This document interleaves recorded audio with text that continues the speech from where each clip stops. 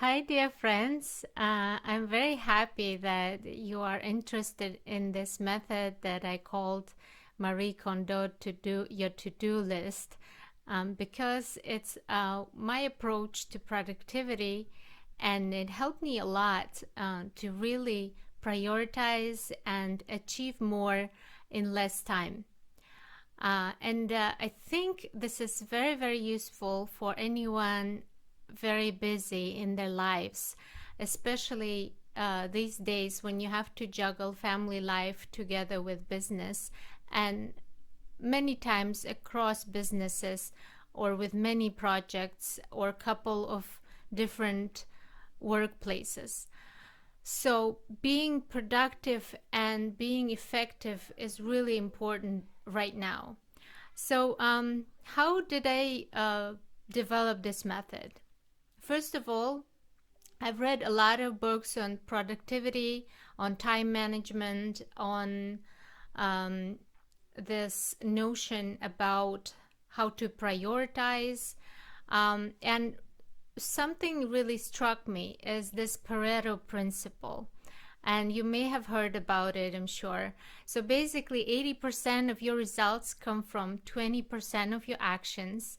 And sometimes even you can see that 80% of your income and profit will come from 20% of your clients or 20% of the services that you offer. So being focused on only strategic tasks is the key here. And that's how I decided that I'm going to toss out all the tasks that are not related to the core business I'm in, and either it has to bring me lots of joy and I do it for because I want to do it, like working out, eating healthy, and things like that. Or it has to bring me tremendous business value. So, why I call this Marie Kondo your to-do list is because you do need to have an exhaustive list of all the activities that you do throughout the day, every day. So, my number one tip, or I would say a homework for you to implement this approach, is to take a log of everything you do for a typical week. And then you will see different patterns and trends in your list.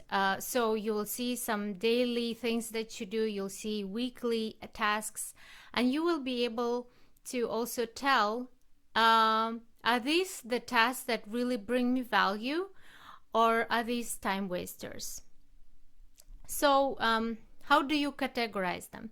First of all, anything that you think is not bringing you value, but you have to do them because they're the mandatory mundane tasks like cleaning, fixing up your car, and stuff like that. You have to always think whether you can delegate it to someone, or you can find someone to help with these activities and you can pay them. So basically, if a person who charges for that particular activity is earning less money than you do per hour, it makes sense for you to delegate. So delegation, there are three different circumstances under which you should delegate. One of them is, like I said, if the person who is doing the task is earning less money than you. That would make total sense. Second is the person who are you hiring for this task actually might earn a lot more than you, but if they have more skills in that area, more know-how, and generally they would do a better job at this task, you should also delegate and hire a professional who can really make a difference and bring the best value for you. And the third one, when you need to delegate, is when the task is not as important to you, but it needs to get done. It can be done a bit later, so you can delegate it to anyone in your company or in your family. And for that, I would recommend getting the Fair Play book by Eve Rodsky. I've talked about that book before. And I can do a special episode on that particular system to get your family members to help you system separately. So basically, we covered now the tasks that you have that are that you can delegate. The rest of the stuff, either you really love doing, um, like working out must be really important, like for example for me, or doing a certain hobby class. So you would think that they're the time wasters, but at the same time, these are the things that help you to still have that spark and the joy and the energy, where you can really focus on the tasks that are most important for you and where you shine as a professional and bring the most value for your clients and for your customers and for yourself. So after you're done categorizing your list of tasks, what you're gonna do yourself, what you're gonna delegate, and what are the tasks are that really don't bring value, that you don't enjoy, that are not necessary and mandatory for your business or your life, you can completely toss them out.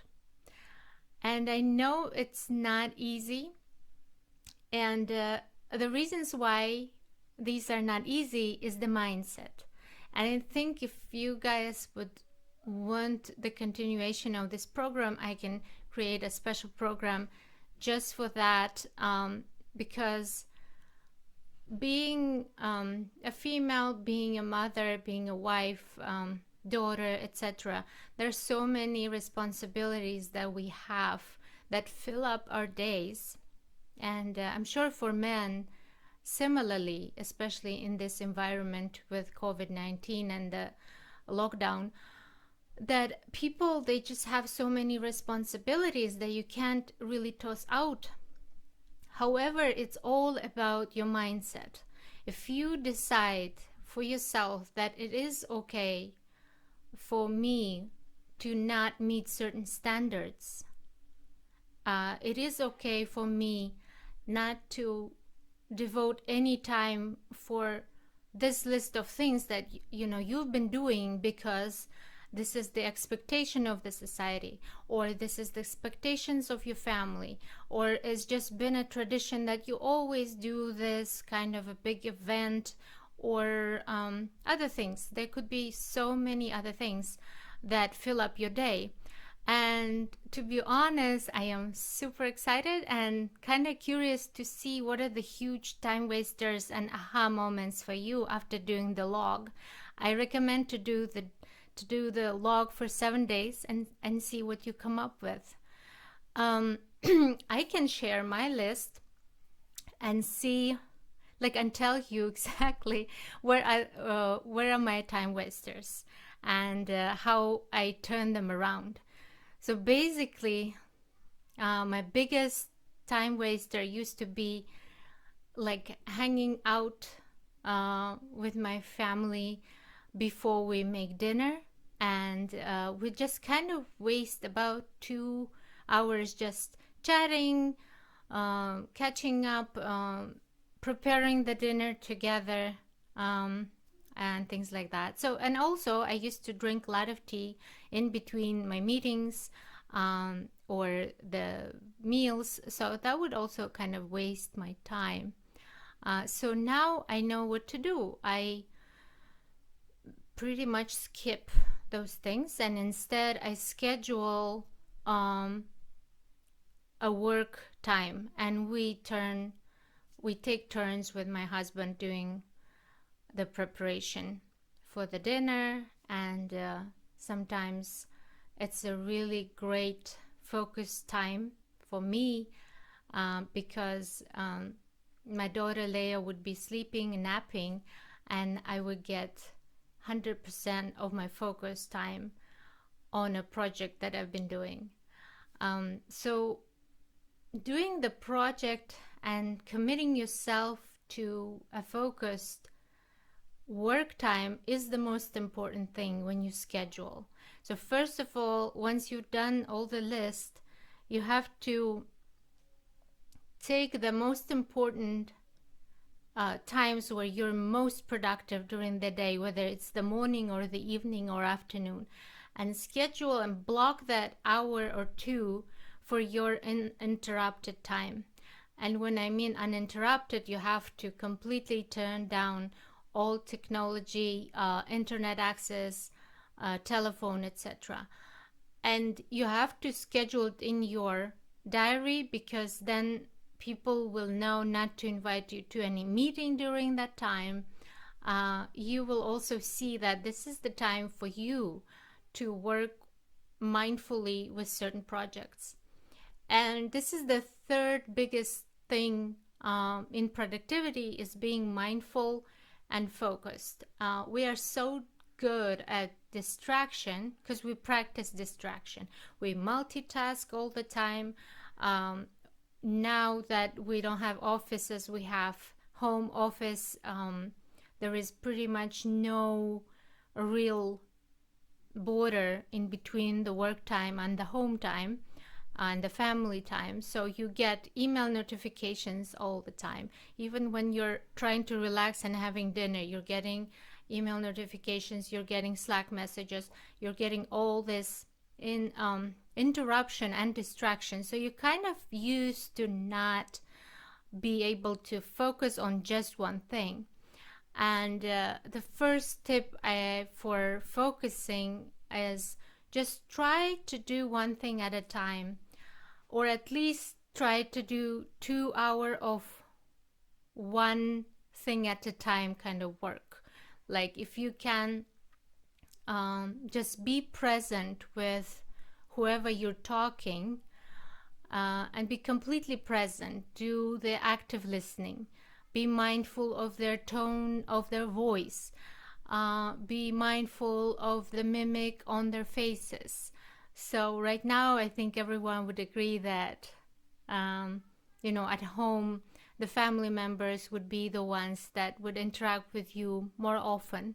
But if you want to choose a colleague that you interact every day over Zoom consistently, you can assign that person for your mindfulness training, where you have to be completely absorbed in your conversations and in whatever that person is telling you, and whatever that person is has on their agenda and their projects, etc.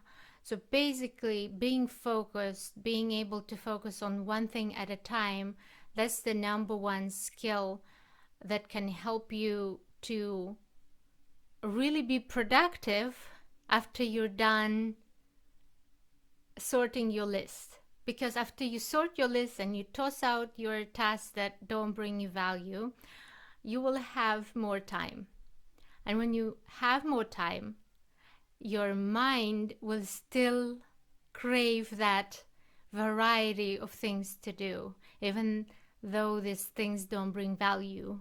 So as the last strategy for you, when you're done with your list, I want you to keep in mind that you will have time, but you will have most likely some challenge focusing, even when that time is all opened up.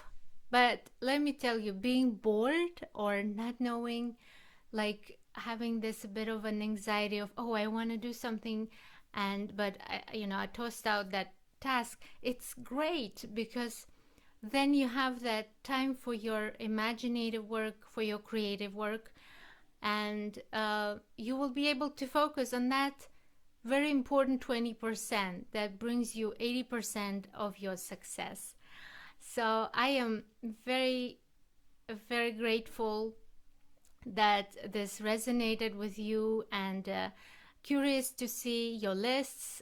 Please share in the comments, or just personal message me just to share and get some feedback. And I hope this really helps you. Thank you so much.